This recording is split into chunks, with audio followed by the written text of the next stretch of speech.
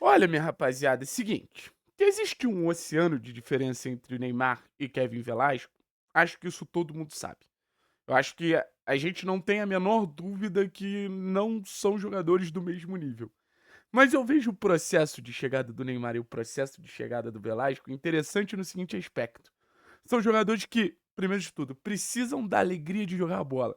Segundo, chegam o Neymar no Santos, o Velasco no Atlético para tentar recuperar essa alegria. Porque o modelo de jogo deles depende muito de uma certa leveza. Depende muito de uma certa capacidade de, pô, enfrentar um marcador, mas ao mesmo tempo um jogo alegre, a partir do drible, a partir da qualidade individual, sabe? Então, assim, não vou falar que o Velasco é o nosso Neymar, mas acho que um desafio que o Atlético tem, talvez seja um desafio parecido com o Santos, devolver o prazer desse cara em jogar bola. Porque se você pega o Velasco do Puebla, e se você pega o Velasco do Cali, do Deportivo Cali, são Velascos diferentes. Eles são Velascos diferentes no rendimento, mas são Velascos diferentes na maneira de se comportar dentro de campo. O Velasco do Cali é muito mais corajoso. O Velasco do Cali é muito mais incisivo. O Velasco do Cali é muito mais.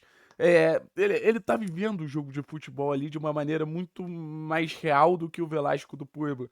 Que em muitos momentos era um jogador burocrático, em muitos momentos era um jogador que arriscava pouco, em muitos momentos era um jogador que não apresentava o motivo dele ter sido contratado.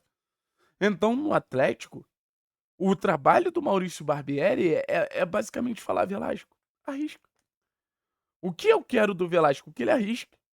Eu não tenho problema se ele errar uma, não tem problema se ele errar duas, não tem problema se ele errar três.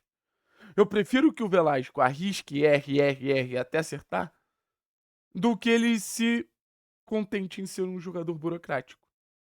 O Atlético, ele tem um protagonismo muito grande pelos lados do campo.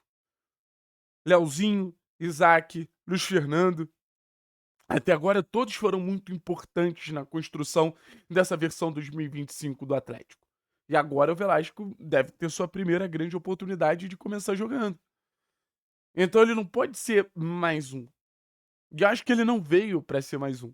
Até por ter sido uma indicação do técnico Maurício Barbieri, que, pô, presenciou o jogador no futebol mexicano e tudo mais, a impressão que dá é que ele chega, assim, se tudo der certo, até para ser titular. Porque você teve a surpresa do Leozinho, a surpresa do Isaac, que talvez fossem jogadores que nem se esperasse um rendimento tão grande como eles vêm tendo. Talvez nem se esperasse um rendimento tão acima da média como eles vêm tendo. Mas que bom, quanto mais opções que a gente tiver, melhor. Mas eu acho que o Velasco ele chega mais com esse cartaz de titular. Pela experiência, pelo que já demonstrou, pelo teto técnico que a gente sabe que tem.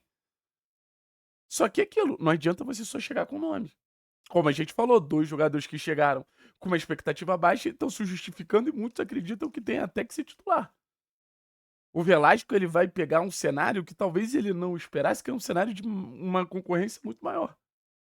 Como, por exemplo, hoje o Isaac já se posicionou como titular do time. Eu tenho certeza que se o Luiz Fernando tivesse em campo, quem sairia do time era o Velasco, não o Isaac. Então você cria um cenário ali de quase que obrigação do jogador dar uma resposta. Por isso que eu falo como é bom você ter a concorrência numa equipe de futebol. Como é bom você ter outro jogador aguçando o seu suposto titular para que ele possa render da melhor maneira possível. Isso é o que eu acho que o que todo mundo vê ali como necessário também de você ter o elenco. Não é só você ter muitas peças. E vai do treinador também saber fazer essa administração de grupo. Fazer com que a concorrência seja sadia, saudável e que a gente consiga ver esses caras todos desempenhando o máximo para tentar ser titulares. Então, assim, volto a dizer, não peguem no YouTube para ver o Velasco do Puebla, porque é outro jogador. Ou pelo menos não é o jogador que o Atlético quer contar. O Atlético não foi atrás do Velasco por causa do Velasco do futebol mexicano. O Atlético foi atrás do Velasco por causa do Velasco do futebol colombiano, que chegou até a alcançar a seleção colombiana. Jogador leve, jogador de drible, jogador muito associativo. A gente pode até ver no último jogo os números do Velasco, que ele joga um bom período contra o Maringá, errou pouquíssimos passes, então tem sempre esse perfil muito mais de buscar uma tabela, buscar uma assistência do que Jogador com muita capacidade de criar situações de gol, porque é muito imprevisível. Jogando pela ponta direita, eu acho que ele se sente mais confortável de trazer essa bola para dentro, um movimento muito parecido com o que o Leozinho tá acostumado a fazer, de trazer essa bola para dentro para associar, ou trazer essa bola para dentro para finalizar, mas se precisar também tem linha de fundo. Então é um jogador que eu acho que tem tudo para somar. Eu volto a dizer, eu acho que tem um teto maior que o Leozinho, ou pelo menos um teto maior do que o Leozinho mostrou até agora. Pra mim tem um teto maior do que o Isaac, ou pelo menos um teto maior do que o Isaac mostrou até agora. Mas no final das contas, precisa provar dentro de campo. E acho que esse jogo contra o time do Cascavel pode ser o primeiro ato da gente tentar ver esse Velasco recuperando a felicidade. Velasco recuperando a alegria de jogar bola. Eu acho que é muito mais sobre o ser humano Velasco do que sobre o jogador Velasco. O ser humano Velasco se sentindo à vontade, eu acho que a gente tem um belíssimo de um ponto. Um ponto é que é mais uma certeza, né?